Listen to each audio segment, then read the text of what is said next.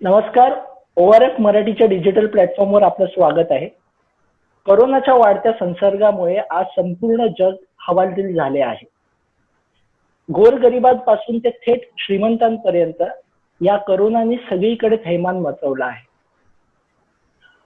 या अशा वेळी शारीरिक स्वास्थ्यासोबत मानसिक स्वास्थ्यही गरजेचे आहे. ते कायम ठेवणे, त्याची काळजी घेणे गरजेचे आहे. ह्या सगळ्याविषयी बोलण्यासाठी आणि आपल्याला मार्गदर्शन करण्यासाठी आपल्याला लाभले आहेत नामवंत मानसोपचार तज्ज्ञ डॉक्टर आनंद नाडकर्णी. नमस्कार डॉक्टर. ORF मराठीमध्ये आपलं स्वागत आहे. नमस्कार डॉक्टर. मी थेट प्रश्नांकडे येतो. हो. हा, कोरोना बाधितांचा वाढता आकडा आणि लॉकडाऊन याच्यामुळे एन्झायटी, नैराश्य व कौटुंबिक कलह हे सर्वत्र पसरत आहे, ह्याचं चित्र दिसत आहे. याबद्दल तुमचं काय मत आहे आणि यावर कशी काय मात करावी?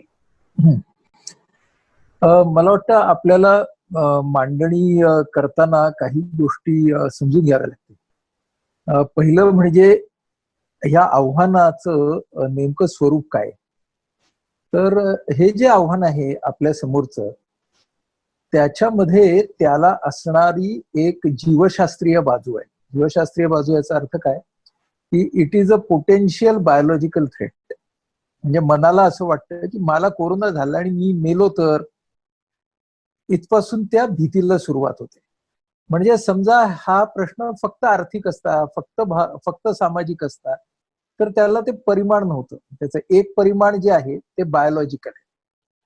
दुसरं परिमाण जे आहे ते आपल्यासारख्या घरात राहणाऱ्या माणसांना नाही, पण जे कामावरती रोजंदारीवरती आहे त्यांच्यासाठी या कोरोनाच्या जीवशास्त्रीय आव्हानाच्या ऍडिशन मध्ये त्याच्या बरोबरच एक एक्झिस्टेन्शियल किंवा अस्तित्वाचं आव्हान त्यांच्याकडे. त्यामुळे हा त्याचा दुसरा भाग आहे. त्या अस्तित्वाचं आव्हान मध्यमवर्गीयांच्याकडे नाहीये, पण शेतमजूर असेल, कामगार असेल, त्याच्यासमोर अस्तित्वाचं आव्हान पण आहे. या दोन गोष्टी नेहमी भावनिक तणावाला अनेक पटीने वाढवत असतात, हे आपण लक्षात घेतलं पाहिजे.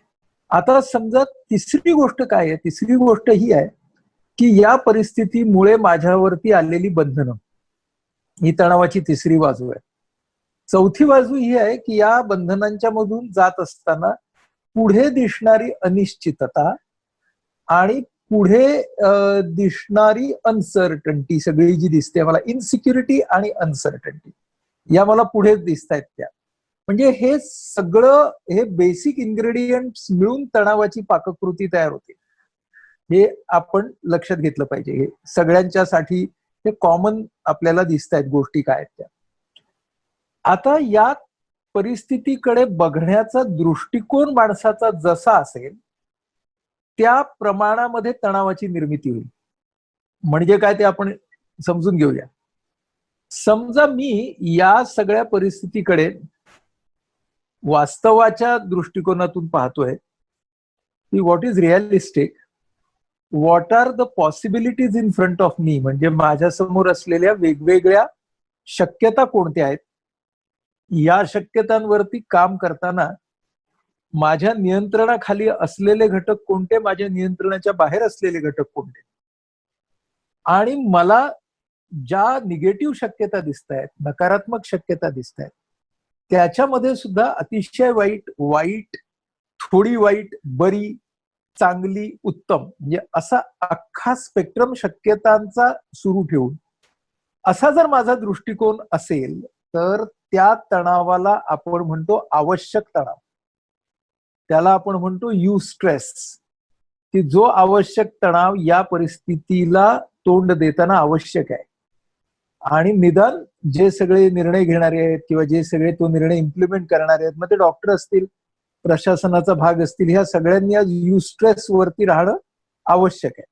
पण मन असं असतं की 100% युस्ट्रेस वर ते राहू शकत नाही. ते व्यक्तीप्रमाणे त्या युस्ट्रेस वरून डिस्ट्रेस वरती सतत उड्या मारतात. किंबहुना असं म्हणेन की डिस्ट्रेस हा पहिला येतो. याचं कारण असं आहे की ते बायोलॉजिकल आणि एक्झिस्टेन्शियल भाग असल्यामुळे. मग आता डिस्ट्रेस म्हणजे काय आणि तो युस्ट्रेस पासून वेगळा कसा. तर डिस्ट्रेस मध्ये सगळ्यात महत्वाची गोष्ट ही आहे की नकारात्मक शक्यतेकडे खात्री म्हणून पाहिलं जातं आणि भविष्यातल्या नकारात्मक शक्यतेकडे अगदी आत्ता घडणार आहे अशी खात्री म्हणून पाहिलं जातं. हे सगळ्यात महत्वाचं आहे डिस्ट्रेससाठी, की नकारामध्ये समजा नकारात्मक शक्यतांच्या मधली एक आहे, तर ती जी सगळ्यात वाईट आहे तीच घडणार खात्रीपूर्वक आणि ती आत्ता घडणार असं जेव्हा आपण म्हणतो तेव्हा डिस्ट्रेस सुरू होतो. ओके, या डिस्ट्रेसमध्ये पुढचा महत्वाचा भाग काय, की magnification of the challenge and minimisation of my coping abilities. म्हणजे माणूस स्वतःकडे अत्यंत असहाय्यतेने पाहतो आणि परिस्थितीकडे मात्र ती आहे त्याच्यापेक्षा कितीतरी पट भयानक करून पाहतो. म्हणजे समजा एक आकडा, समजा 10,312 नावाचा एक आकडा आहे, तर हा अंकगणितातला आकडा एक आहे, परंतु त्याच्याकडे मन कसं पाहू शकतं, 10,312 वाट लागली. दुसरं कसं बघू शकतं, 10,312 कालच्या पेक्षा कितीने वाढलाय आणि त्याचा वाढण्याचा ट्रेंड किती आहे, दॅट इज युस्ट्रेस.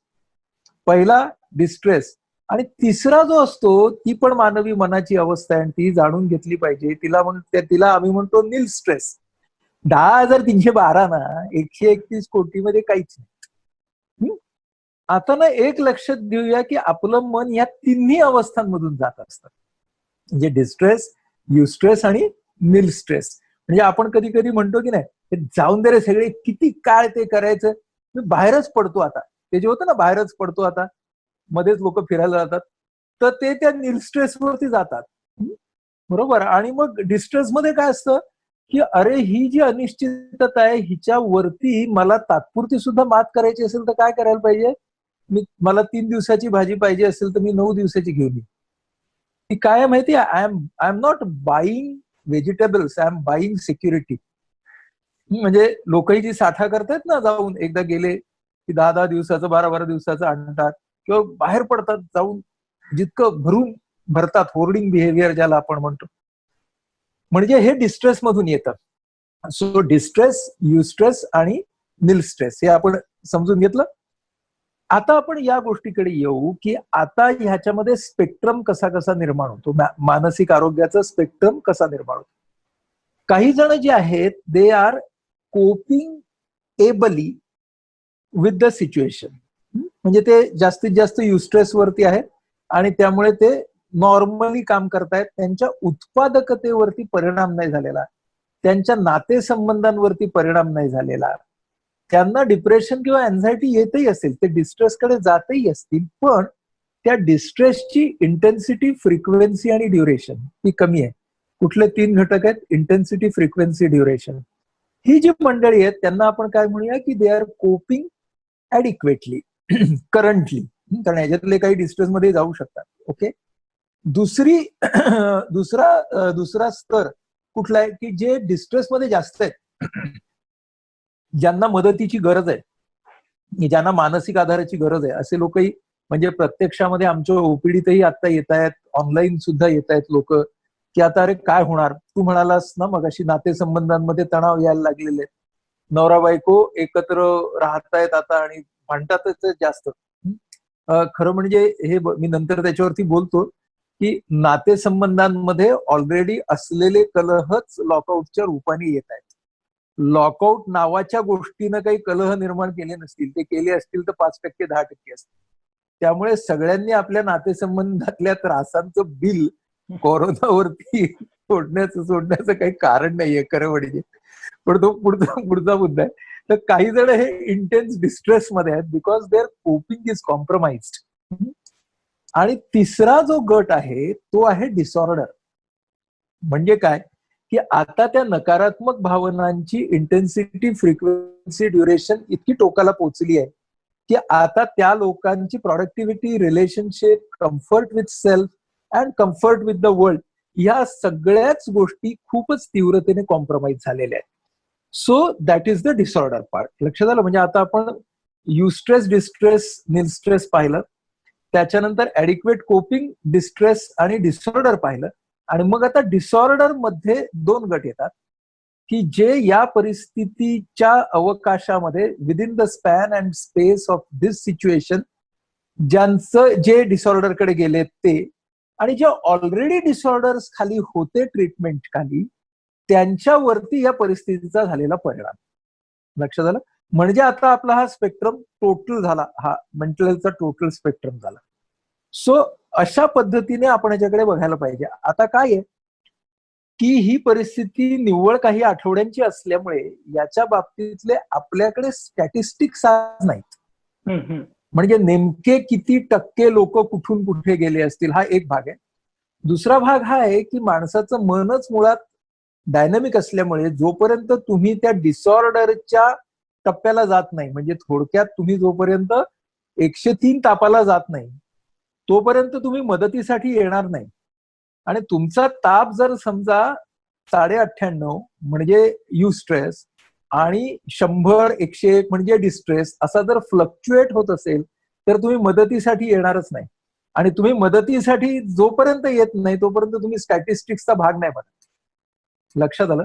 त्यामुळं बराचसा ह्यातला जो मेंटल हेल्थचा भाग आहे त्याच्यातला पुढे सुद्धा स्टॅटिस्टिक्स मध्ये कुठला येणार आहे, तर जे डिसऑर्डर मध्ये जातील किंवा जे इंटेन्स डिस्ट्रेस मधून म्हणजे त्या उंबरठ्यावरती असतील डिस्ट्रेस आणि डिसऑर्डरच्या, ते लोक मोठ्या प्रमाणामध्ये नंतर येतील आपल्याकडे, म्हणजे सल्ला मागण्यासाठी किंवा त्यांना गरज भासेल मदतीची.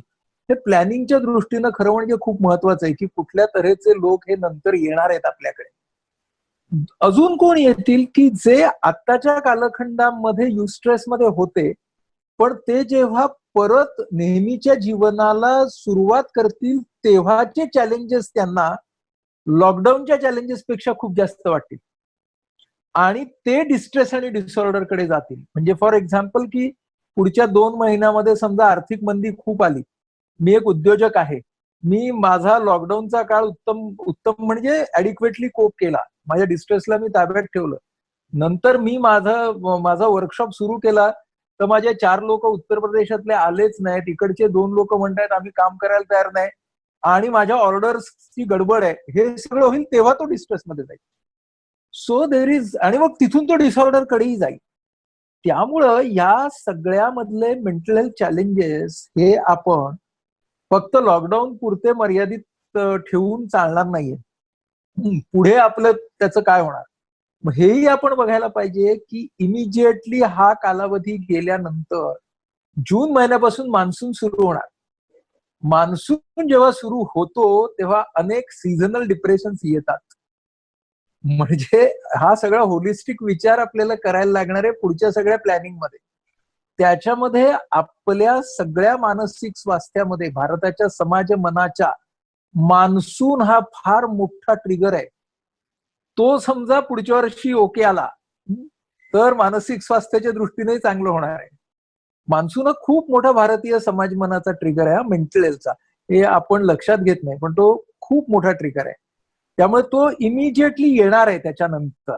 ओके, मग जे थोडे जास्त वाचणारे लोक आहेत त्यांच्या डोक्यात शंका कुशंका आहेतच की ऑक्टोबर नोव्हेंबर मध्ये पुढचा पीक आहे का वगैरे वगैरे. So the mental health challenge is going to have a continuous spectrum related to the basic corona trigger and its aftermath for a period of let's say 1.5-2 years at least. असं सगळं चित्र आपल्याला दिसतंय. डॉक्टर, एक असा trend दिसतोय की नोकरी निमित्त जे शहराकडे आलेले ते आज आपापल्या गावाकडे पुन्हा जात आहेत. आणि त्यांना गावात न घेण्याचा प्रकार किंवा गावातून हकलून देण्याचा प्रकार हा आपल्याला दिसतोय. तर एक मानसिकता म्हणून ही, एक सामाजिक मानसिकता म्हणून ही धोक्याची बाब आहे का? आणि ह्याबद्दल तुम्ही काय म्हणाल, ह्याबद्दल आपण काय करायला हवं? याची आपण पुन्हा मगाशी केली तशी विस्तृत मांडणी करूया, त्याच्याशिवाय ते आपल्याला समजणार नाही. याची मांडणी अशी करायला पाहिजे. पहिली गोष्ट काय लक्षात घेऊया की any kind of emotional crisis will bring the best and worst in all human being. मानसिक स्वास्थ्याच्या दृष्टीनं कोणतीही आव्हानात्मक परिस्थिती ही माणसामधली माणुसकी आणि माणसामधलं पशुत्व या दोन्ही गोष्टींना जागी करत असते. अगेन तुम्ही त्या परिस्थितीकडे कसे पाहता त्याच्यावरती ते अवलंबून आहे. म्हणून समाज रचनेच्या दृष्टीनं संघटन आणि विघटन या दोन्हीकडे नेणारे प्रोसेसेस या क्रायसिसमध्ये सुरू होणार. मी त्याला आपल्या एका मराठी वृत्तपत्राने सोशल डिस्टन्सिंगला 7-16 नावाचं एक त्याचं नामकरण केलं. तर मी आजच ब्लॉग लिहिलाय 16 आणि विटाळ नावाचा, की आपल्याकडे गंमत अशी आहे की 16 आलं की ओवळं येतं आणि 16 पाळायच्या आधीच माणसाच्या डोक्यात विटाळाचे विचार चालू होतात. तर हे या बाबतीमध्ये होणार आहे आणि ते होत आहेत. तू जे उदाहरणं देतोयस त्याची मी तुला त्या स्पेक्ट्रमची 2-3 उदाहरणं देतो. एक आहे की गावाकडे गेलेले लोक आणि त्यांना न स्वीकारणं. त्याच्यामध्ये आता काही गावांनी पुन्हा ही रिॲक्शन झाली पहिली डिस्ट्रेसवाली, नंतर मग सगळेजण थोडे युस्ट्रेसवर आले. आता काही गावांनी आपल्या गावाच्या बाहेर क्वारंटाईन उभे केलेत आणि तिथे त्यांना ते ठेवतायत आणि मग परत घेतायत, which is I think a good thing. हे मी माझ्या 25 तारखेच्या लेखामध्ये सकाळच्या लिहिलं होतं की गावाकडे जाणाऱ्या लोकांच्यासाठी सरकारने क्वारंटाईन का निर्माण करावी, गावांनी क्वारंटाईन का निर्माण करू नये, त्यासाठी त्यांनी देवळं वापरावीत, शाळा बंद आहेत, शाळांचे वर्ग वापरावे आणि जनरली त्या शाळा वगैरे बाहेर असतात गावाच्या, त्यामुळे तुम्ही ते करू शकता इत्यादी इत्यादी. सो तो एक भाग झाला की तिथे ते डिस्ट्रेस मधनं युस्ट्रेस पर्यंत आले. हा एक मुद्दा झाला त्या लोकांचा. दुसरा मुद्दा त्यातला असा आहे, जे सगळे प्रशासनामध्ये काम करतायत या सगळ्यांना त्यांच्या त्यांच्या राहण्याच्या ठिकाणी विटाळलं जात आहे. म्हणजे पोलीस असेल, आता मी अशाच एका प्लॅटफॉर्मवरती परवा बोलत होतो, तर एक बाई म्हणाल्या की हो माझ्या पलीकडच्या बिल्डिंगमध्ये इन्स्पेक्टर राहतोय, त्यांना पॉझिटिव्ह झाला तर मग आमची सील करणार ना बिल्डिंग. म्हणजे दुष्काळात 13वा महिना, मग मी काय करू. असाच फोन इन कार्यक्रम होता. म्हटलं हे वर्ष अधिक महिन्याचं आहे, हे आधीच लक्षात घ्या, 13च महिने येणार आहेत आता. त्यामुळे आता ही जी रिॲक्शन आहे ना, ही पटकन डिस्ट्रेसवाली रिॲक्शन येते. मग तिला जाणत्या मनाला युस्ट्रेसकडे आणावं लागतं की अरे तो माणूस कर्तव्य करतोय ना त्याच्यामध्ये त्याला कोरोनाचा प्रादुर्भाव होण्याची काही एक शक्यता आहे ना. जर ती शक्यता त्याला झाली आणि जर त्याच्या खबरदारीसाठी तुझी इमारत जरी सील करावी लागली तरी तुला ऑक्सिजन काही कोणी कमी नाही करत आहे. काय झालेलं आहे आपलं हे सगळं का आपल्या विशेषतः अर्बन लोकांना डिस्कम्फर्ट नकोच आहे. जरा कुठे आम्हाला डिस्कम्फर्ट तयार झाली की आमची गडबड होते. अरे महिना 1.5 महिने आपण खरं म्हणजे घरात राहणारे लोक, आपले वीज पाणीवाले लोक, मी रस्ते श्रमजीवींची अजिबात तुलना करत नाही. तू आणि मी जे घरात राहणारे लोक आहेत, आपल्यात काय फरक पडलाय. म्हणजे आपण काय असं मोठं भोगतो आहोत, आपण खरं म्हणजे काही भोगत नाही. त्यामुळे काही लोक हे जेव्हा विटाळ करतात आणि या लोकांना टाळतात, म्हणजे तुम्ही जाता का म्हणे, अरे आमच्यासारख्या वैद्यकीय लोकांनी आम्ही ज्या ओपीडी चालू ठेवल्या आहेत त्या शहरातल्या अनेक ओपीडीज आमच्या हाऊसिंग सोसायटीज मध्ये आहेत, वस्त्यांमध्ये आहेत. मला सांगितलं गेलं ना, तुम्ही कशाला ओपीडी चालू ठेवताय, तुमच्याकडे लोक येणार. म्हटलं मग डॉक्टर आहे तर लोक नाही येणार का. म्हणजे तुम्ही खबरदारी घ्या वगैरे हे सगळं बरोबर आहे ना, हा युस्ट्रेस आहे. पण इमिजिएटली बाजूची सगळी माणसं विटाळ या ट्रॅकवरती जातात. म्हणजे मग तुमची व्यवस्थाच कोसळेल ना उद्या या सगळ्याच्या मध्ये. म्हणजे हे विघटनकारी गोष्टी किती आहेत.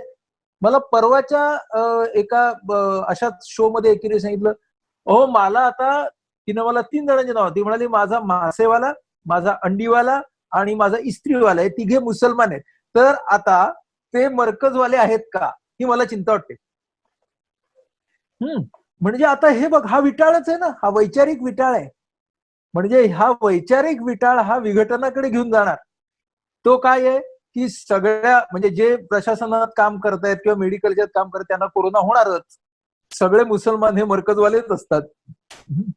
ही generalisation they create distress and the distress takes people to take extreme behaviours. हे आपण लक्षात घेतलं पाहिजे. ही मांडणी लक्षात घेतली पाहिजे. म्हणून मग आपल्याला काय सांगायला पाहिजे की 2 गोष्टी आहेत. एक आहे ना ते इम्पल्सिव्ह मन आहे जे फक्त रिॲक्शन देतं, आणि दुसरं जाणतं मन आहे जे रिस्पॉन्स देतं. आणि आपण आता ज्या परिस्थितीतून चाललो त्या परिस्थितीमध्ये रिॲक्शन आणि रिस्पॉन्स, प्रतिक्रिया आणि प्रतिसाद या दोन गोष्टी वेगळ्या आहेत ह्याची जाणीव ठेवली पाहिजे. आपलं मन कदाचित पहिल्यांदा प्रतिक्रियेला जाईल सुद्धा, म्हणजे रिएक्शनला, पण तिथून त्या मनाला आपल्याला रिस्पॉन्सवरती, प्रतिसादावरती आणायचं आहे. म्हणून मी त्या बाईंना परवाच्या कार्यक्रमात म्हटलं अहो, पुढच्या वर्षी सगळं ठीक झाल्यावरती 26 जानेवारीच्या तुमच्या सोसायटीच्या वार्षिक कार्यक्रमात तुम्ही पुष्पगुच्छ द्याल त्या पोलीस अधिकाऱ्यांना आणि त्या तुमच्या बिल्डिंगमध्ये राहणाऱ्या नर्सला, पण तुमच्या आधाराची गरज त्या कुटुंबाला आज आहे ना. म्हटलं ती नर्स जेव्हा कोरोनाच्या विरोधात 12 तास काम करते, ती जेव्हा घरी येते तेव्हा तिला संशयाच्या नजरांनी जर तुम्ही सगळे पाहायला लागला तर त्या बाईला कसलं समाधान मिळणार आहे. म्हणजे आपल्याला पुन्हा डिस्ट्रेस युस्ट्रेस आणि संघटन विघटन हे जे समाजामध्ये होत आहे त्याचा विचार करून आपल्याला हे बघायला लागणार आहे की हे जे भेद पडत आहेत ना, मायग्रंट्स आणि तिथे राहणारे लोक, हिंदू मुसलमान वगैरे वगैरे, हे प्रशासन म्हणजे आणीबाणीचं काम करणारे आणि आम्ही घरात बसलेली, बघा ना, हे सगळे जे भेद आहेत या रिॲक्शन्स आपल्याला कंटेनमेंट मध्ये ठेवायला लागणार आल्या तरी, आणि मग आपल्याला काय करावं लागणार की रिस्पॉन्स मोडवरती न्यावं लागणार. या सगळ्यामध्ये माध्यमांची जबाबदारी खूप मोठी असणार आहे. कारण अनेक वेळेला ना माध्यम हे समाजाला मोठ्या प्रमाणामध्ये रिॲक्शन मोडवरती नेऊ शकतात. मी सतत माध्यमांशी बोलताना सुद्धा म्हणतोय की तुम्ही ज्या पद्धतीनं, खास करून टेलिव्हिजन, की ज्या पद्धतीनं तुम्ही बोलता, ज्या पद्धतीनं तुम्ही शब्द वापरता, ज्या पद्धतीनं तुमची वाणी आणि देहबोली असते, याच्यामध्ये तुम्ही परिस्थितीचं महाभयंकरीकरण करताय, ही गोष्ट जरूर लक्षात घ्या. त्याच्यामधून मग अशा तऱ्हेच्या टोकाच्या रिॲक्शन्स, प्रतिक्रिया येऊ शकतात. की अगदी अनपेक्षितपणे पेलावली लागणारी ही वर्क फ्रॉम होम हा जो नवीन ट्रेंड आला आहे आणि ही कार्यपद्धती जी आपल्याला स्वीकारावी लागली आहे, यामुळे बऱ्याच लोकांना गैरसोय होते आहे. तर हा बदल कसा काय स्वीकारावा आणि पुढे जाता सरकारने किंवा कंपनीने यात काय करायला हवं? मला वाटतं त्याची ना म्हणजे बीज माझ्या आधीच्या सगळ्या उत्तरामध्ये आहेत. वर्क फ्रॉम होम हा पुन्हा ट्रिगर आहे. Work from home he activating event आहे. तिच्याकडे तुम्ही युस्ट्रेस, डिस्ट्रेस आणि निल स्ट्रेस या तिन्ही बाजूनी बघू शकणार. जे लोक आज वर्क फ्रॉम होमला युस्ट्रेसने तोंड देत आहेत त्यांच्यासाठी हा प्रश्न नाहीये, पण ज्यांना सवय ती नाहीये ते लोक डिस्ट्रेसमध्ये जात आहेत, हा प्रश्न आहे. गेल्याच आठवड्यामध्ये एका IT कंपनीमध्ये साठी 18 देशातल्या जवळजवळ 2300 मॅनेजर्स बरोबर बोलत होतो आणि त्यामध्ये वर्क फ्रॉम होमचे सगळ्यांचे अनुभव अजिबात वाईट नाहीत. उलट त्यांना वर्क होम आणि वर्क लाईफचा बॅलन्स करण्याच्या या संधीमुळे अनेकांच्या घरामध्ये आणि आरोग्यामध्ये अगदी चांगली भर पडलेली दिसते. हे मी या सगळ्या लोकांबरोबर 2.5 तास सेशन घेत होतो 18 देशांमधल्या. म्हणजे ना कोणत्याही ट्रिगरला नकारात्मक बघण्याची गरजच नाहीये. Finally how you are going to cope up हे तुम्ही ठरवणार ना. युस्ट्रेस, डिस्ट्रेस का निल स्ट्रेस तुमच्यावरती आहे, एक गोष्ट. दुसरी गोष्ट, आपण जेव्हा युस्ट्रेस म्हणतो तेव्हा वी आर नॉट सेइंग की distressing movements are not going to come. हे प्लीज लक्षात घेऊ आपण. म्हणजे पुन्हा तेच डिस्कम्फर्ट होणारच नाही असं काय आपल्याला सांगता नाही येणार. मी जर वर्क फ्रॉम होम करत असेल, मला अनेक मॅनेजर्सनी सांगितलं की आम्ही वर्क फ्रॉम होमला जास्त काम करतोय ऑफिसपेक्षा. आम्ही आता 11 तास 11.5 तास काम करतोय, कारण याच्यातल्या बऱ्याच कंपन्यांची लोक जे इन्फॉर्मेशन सर्किट्स हँडल करतायत त्याच्यावरती अनेक या यंत्रणा ज्या आहेत, ज्या या परिस्थितीला तोंड देत आहेत, मग बँकिंग असेल, हेल्थ सर्व्हिसेस असतील, ह्या सगळ्या त्यांच्यावरती अवलंबून आहेत. So they have to keep the circuits on, right? So they are working actually more. पण वर्किंग मोर म्हणजे डिस्ट्रेस नाही आहे, हा. Because there are lot of people who enjoy work. म्हणजे शेवटी पुन्हा काय लक्षात घ्या, डिस्ट्रेसचं मूळ ट्रिगर मध्ये शोधायला नको आहे. डिस्ट्रेसचं मूळ how you are viewing the situation ह्याच आहे. आणि जर तुम्ही डिस्ट्रेसिंग मुवमेंट्सना मान्य केलं तर कदाचित मला असं वाटतं फॉलोआउट की अनेक लोक नंतर म्हणतील की आम्हाला आता घरूनच काम करायचे आणि आम्ही 2 वेळाच ऑफिसात येतो. तर का नाही, म्हणजे आपलं वर्क लाईफ बॅलन्स करण्याची ही एक संधी आहे अशा तऱ्हेने काही लोक त्याचा फायदा करून घेत आहेत. माझा मगाचा जो मुद्दा होता की माध्यमांनी पुढे सुद्धा ना या तऱ्हेचे जे रोल मॉडेल्स आहेत त्यांना पण प्रोजेक्ट करायला पाहिजे. आपण काय करतो ना, डिस्ट्रेसची बातमी करतो, युस्ट्रेसची बातमी नाही करत. आणि बहुसंख्य माणसांचं ऍडिक्वेट कोपिंग त्यामुळे प्रकाशातच येत नाही. आणि काही व्यक्तींचे डिस्ट्रेसिंग सिच्युएशन्स आणि बिहेवियर्स मात्र नको तितके हॅमर होतात. आणि त्यामुळे मग लोक अँझायटीकडे म्हणजे डिस्ट्रेसकडे पुन्हा जास्त वळतात. तर ते समीकरण आपण समजून घेणं गरजेचं आहे. की आपण जेव्हा मानसिक आरोग्याविषयी बोलतो तेव्हा ती मानसिक आरोग्य सेवा समाजाच्या शेवटच्या घटकापर्यंत पोहोचावी ही आपली इच्छा असते. पण आज ते तसं होताना दिसत नाही. नक्की नाही. त्यांना दिलासावा मिळावा आणि त्यांच्यापर्यंत ही सेवा पोहोचावी म्हणून आपण काय करायला हवं, आणि ह्यात सगळ्यात महत्वाचं म्हणजे सरकारने काय भूमिका घेतली पाहिजे. याच्यातला सगळ्यात महत्वाचा भाग आता असा आहे की मानसिक आरोग्याला हवं तेवढं महत्व जर कोरोनाच्या निमित्ताने मिळायला लागलं तर म्हणजे मला या क्षेत्रातला कार्यकर्ता म्हणून नक्की आनंद होईल. दुर्दैवाने आज तसं नाहीये. आता याच्या काही ज्या बाजू आहेत त्या समाजाच्या आहेत. म्हणजे समाजामध्ये असणारा मानसिक आरोग्य विषयक स्टिग्मा, कलंक, सल्ला घेण्यासाठी माणसं वेळेवरती न येणं, म्हणजे एक बाजू त्याची सामाजिक बाजू आहे. दुसरी बाजू धोरणात्मक बाजू आहे की मानसिक आरोग्याला वेगळं स्थान न देणं, म्हणजे सरकारची धोरणात्मक हेल्थ पॉलिसी मधलं त्याचं स्थान. तिसरी जी बाजू आहे त्या समस्येची ती इन्फ्रास्ट्रक्चरची बाजू आहे.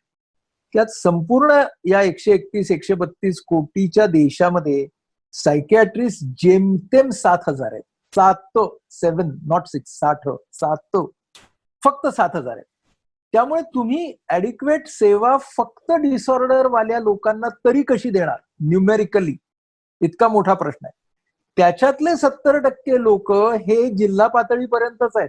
उरलेल्या भारतामध्ये त्यातले 20 ते 30% लोक आहेत. या सगळ्या मेंटल हेल्थ पॉलिसीचा पुनर्विचार करायला हवाय. काय झालंय, नॅशनल मेंटल हेल्थ प्रोग्राम जो आहे त्या आपल्या सगळ्या हेल्थ प्रोग्राम्सचं पीएचसी बेस्ड असं एक हे ठेवलेलं आहे, प्रायमरी हेल्थ सेंटर बेस ठेवलेला आहे सगळ्याचा, आणि डिस्ट्रिक्ट हॉस्पिटल.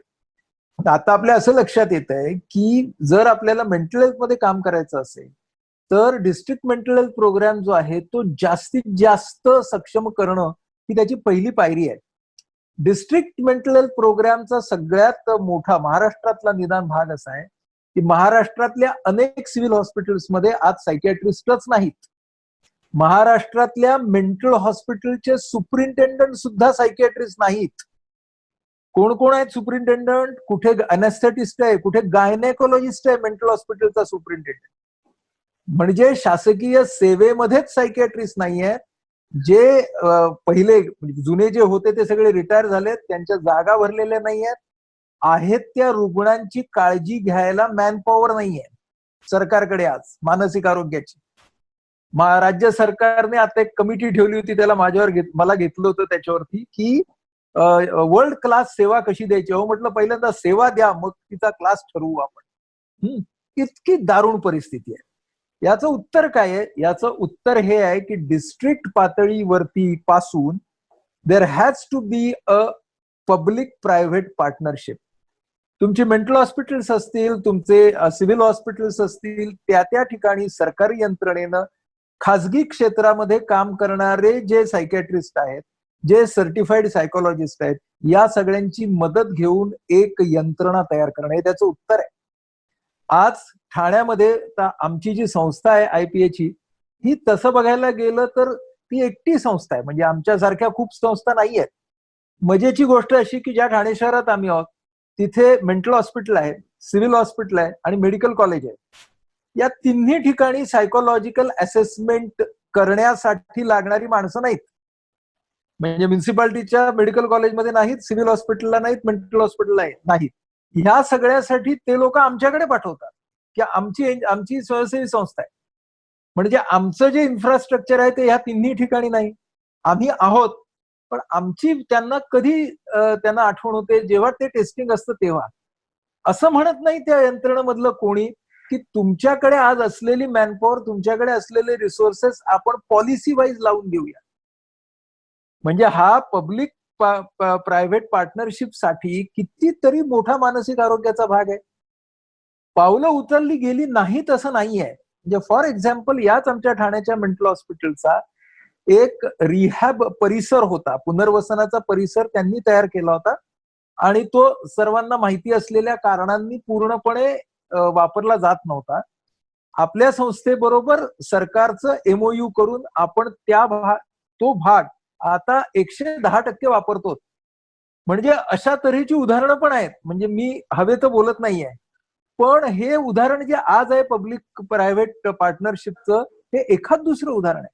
मी म्हणतोय ते पॉलिसी लेव्हलला जर हे केलं, आणि सध्या आपण महाराष्ट्राचा समजा हे केला, तर महाराष्ट्रामध्ये खासगी व्यवसायातले सायकियाट्रिस्ट तुलनेने जास्त आहेत. हे सगळे मदत देणार नाहीत असं अजिबात नाही. त्यांना जर नीटपणे अप्रोच केलं तर ही संधी आहे.